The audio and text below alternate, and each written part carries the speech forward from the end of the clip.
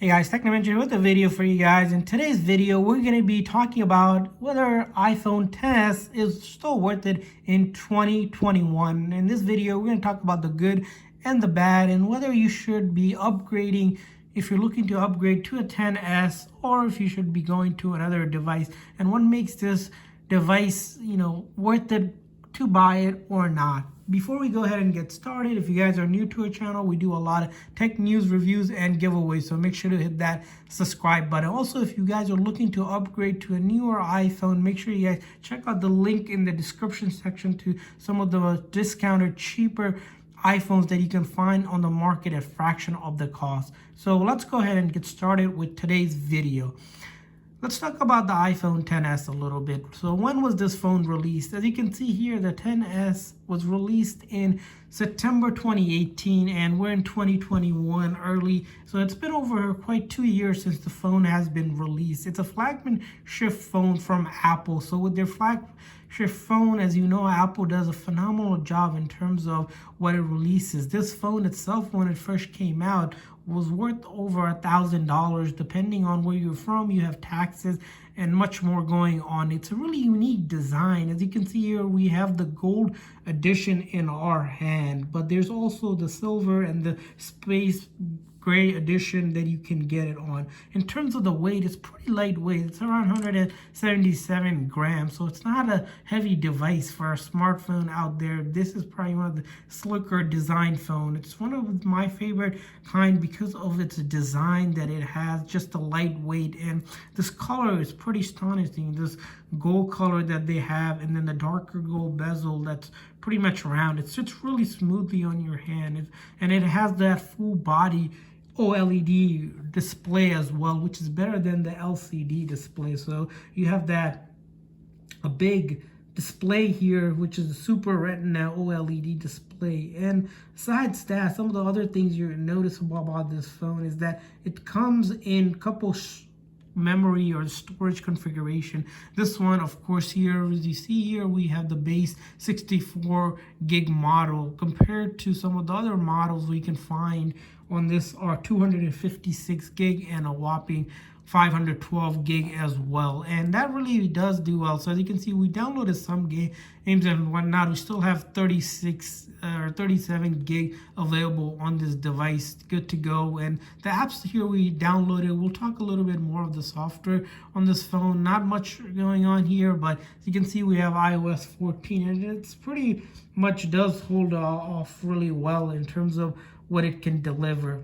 Remember, this phone has a A12 Bionic chip, and the current iPhone 12 that came out with the 12 Pro lineup has the 14 Bionic chip. So it's only 2 generations old in terms of the chip that it has. So you're not going to notice too much different. As you can see in our other hand is the gold iPhone 12 Pro, and these two are the flagship phones. So what's really different between these two phones is that you have the dual versus a triple lens camera. Obviously, physically, that's probably the biggest difference, but aside that, there is not too much to compare in terms of the overall experience. Of course, this is a newer phone, which means it will get maybe 2 more years more of an update than this one, but that doesn't mean that the iPhone XS is any slower than the iPhone 12 Pro. It actually does a pretty phenomenal job into your day-to-day speed. If you're a person that is a light user on your phone, for example, all you do is for calling and texting or just light browsing, this phone does a phenomenal job. Actually, you're not gonna have to worry about these issues in terms of speed because you're really not going to notice much difference just for the basic usage. Where you really notice is once you start getting into some of the heavier graphic intensive game. If you're using the phone for gaming like PUBG Mobile or Fortnite or any really games that are meant to be played on a console, that's where you really talk about the speed and the graphic rendering. And the other piece that you talk about is around photography. So this phone does have a dual 12 megapixel camera and does deliver pretty astonishingly awesome pictures that you have here. You can record, of course, different portrait mode options that's available on the newer iPhones for pretty much photography grade photos, and of course on your video setting you can record up to 4K 60 frames per second. You have the HD 60 per second, and then the different frames per second as well. So in terms of camera, there isn't too much of a difference. Of course, with the triple lens camera you do get slightly better image quality and video just in general, because you have one more camera versus the 2 versus 3. Of course, that's the only biggest, probably the biggest difference people see in this 2 of these phones. Besides that, what other things can we see of this between these phones? If you're a person using it for the software itself, as you know, the iPhone XS does get the new update. It's probably going to get the more updates as it comes, at least for another good 3 to 4 years, if not longer. And as you can see, we upgraded to the iOS 14. It pulls out pretty well even in 2021. If you're using it for basic social media, it does a phenomenal job. You're not going to have any issues with your social media site if you're a person that is on device using it for Facebook, Instagram, TikTok, Reddit, things like that. Once you get the apps downloaded, it pretty much is flawless. No lag or any issues like that. If you're playing light games or even some of the heavier games on this phone as well, you're not going to have any issues there as well. As you can see, we're able to watch TikTok if that's what you're looking to do pretty smoothly. If you're playing for light games, even the heavier graphic games, because of the technology and the chipset on this phone, it just does a really phenomenal job. No lag that we have really seen. This phone itself really does come for its price tag that it has, does really deliver on it.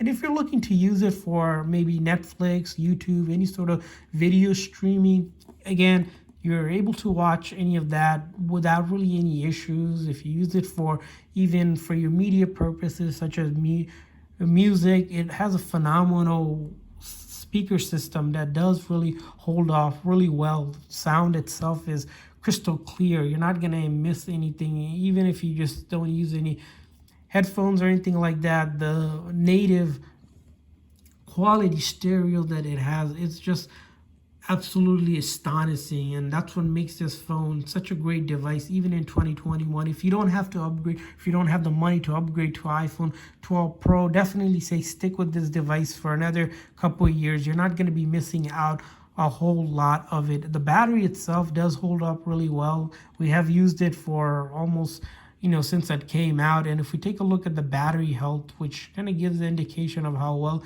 this battery holds up, as you can see, we are at 90%, which means, at 100% is when you get it. So it's able to hold up the 90% of the battery capacity, which is phenomenal even after 2 years. And the way to kind of hold up a battery capacity really well is kind of following the basic guidelines on how to charge a battery. We recently did a video, if you guys want to check it out, on how to maintain the battery health close to 100%, and we followed those rules, and that's why we're able to keep that battery well. Even if you didn't follow those rules, the battery doesn't drain out too well. Even after 2 years of usage, the battery still holds up. You don't notice much of a difference with it. And all these apps that we have are still supported. As you saw, we were able to open up the App Store. You're not going to have any app compatible, any issues downloading any apps because it gets the iOS 14. Usually what happens is when you have older devices, it starts to lose some of the app support-ability. Like if you're running, if your phone that updates to iOS 11, 12, something like that, it might not get some of the newer apps because app developers stop developing updates to their phone. So in the end, it all, is the iPhone XS worth getting? Well, there's a couple things to answer that question, and we want to kind of give you guys our honest opinion. Is it worth it? It definitely is worth it, simply because of the price that you can get it. If you guys are looking to get it, you can actually get this almost a fraction of the cost. It's under for around $500. You can probably score this off eBay or Amazon. We link you guys. You've seen the unboxing video we have done. The price itself, it's unbeatable compared to what originally was over $1,000. And to get it at half of the price and be able to really take advantage of the phone, it's phenomenal. No issues whatsoever with it. And also the other thing you want to kind of make sure that if you're looking to upgrade to even an iPhone 11 or the 11 Pro, if you're going to the 11 Pro, it's probably not much of an upgrade either. Like with the iPhone 12 Pro, you really can stick with this device for another couple of years if you don't need to upgrade and really get the benefit out of an iPhone. So hopefully this review was helpful. If this video was helpful, please make sure to hit that like button, hit that subscribe button for future tips and tricks on your electronic gadgets and iPhones as well. Thanks for watching, guys. See you guys next time.